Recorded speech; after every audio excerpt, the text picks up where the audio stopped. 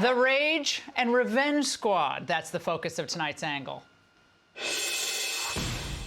All right, since Kamala Harris likes Venn diagrams, let's use one to answer the following question. What motivating factors do Democrats and never Trump Republicans have in common? The answer? Hatred and revenge.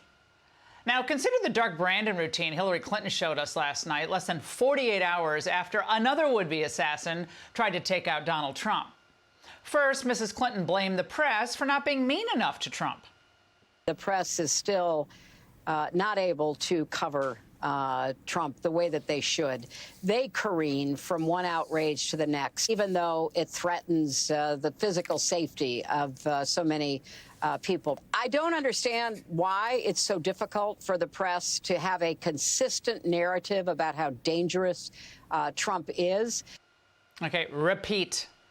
Less than 2 days after Ryan Wesley Ruth crawled into the bushes with a rifle with the intention of murdering Donald Trump, Hillary says stuff like that. She doesn't care.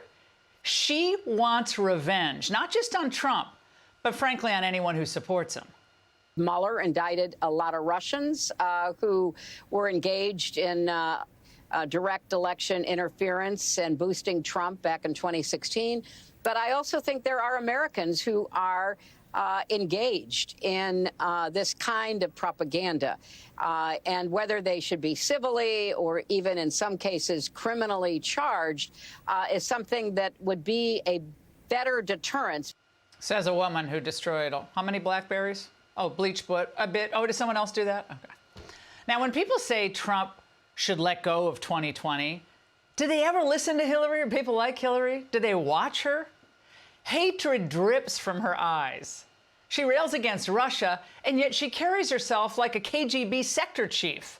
Those people must be punished for their anti-government sentiments. Make examples of them immediately. Now, the memo clearly went out early Sunday. Continue the attacks on Trump, unabated.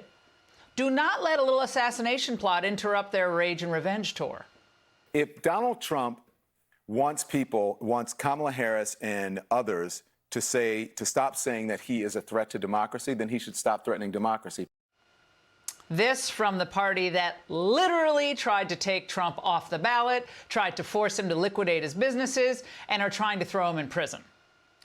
Big defenders of democracy. And of course, a party that deposed its own nominee after one debate without a single American casting a vote for Harris.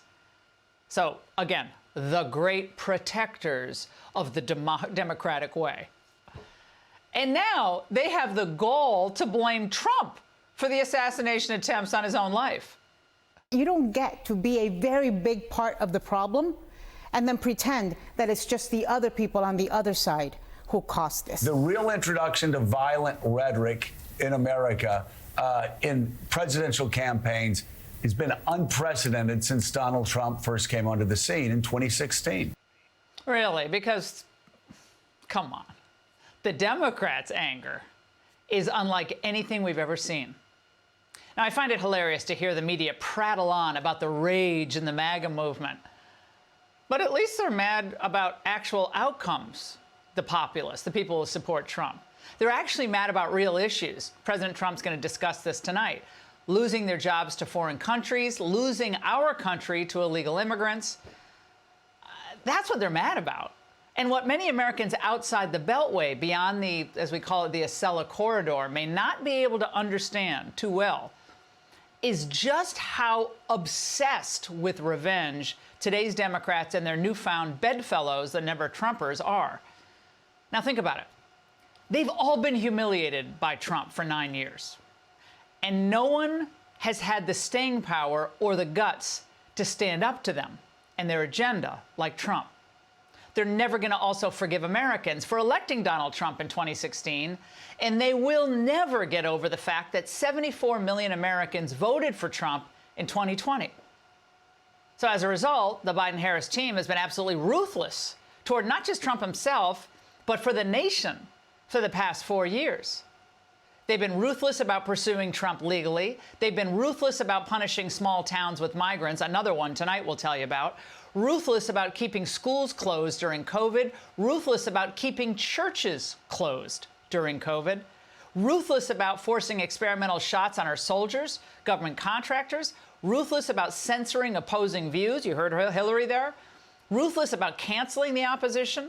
Ruthless about how they dealt with January 6 defendants. Solitary confinement? Come on. These people do not care about the Constitution. They do not care about their precious norms that they like to invoke or ethical standards that they claim to uphold. They simply do not care about what happens to the country. They just want revenge. And the next 50 days can only be understood through this prism. Now, it's clear that a big contingent of the Democrat activist left-wing base does not care if Donald Trump is assassinated. They want him gone by any means necessary, and it pains me to say this. They know he embarrassed them on economic policy, on foreign policy. They know he's better at connecting with the middle class than they are. And I'm telling you, if Kamala is elected and the U.S. collapses, they won't worry about that. They're not going to have any second thoughts or doubts about their old strategy. You know what they'll say? But at least we destroyed Trump. They are so filled with hate and revenge. They made moderate Republican Senator Mike Lee from Utah actually distrust the FBI and the Secret Service. And Trump just came out on this, onto the stage. He's now about to talk about the second assassination attempt. Hey, Sean Hannity here. Hey, click here to subscribe to Fox News YouTube page and catch our hottest interviews and most compelling analysis. You will not get it anywhere else.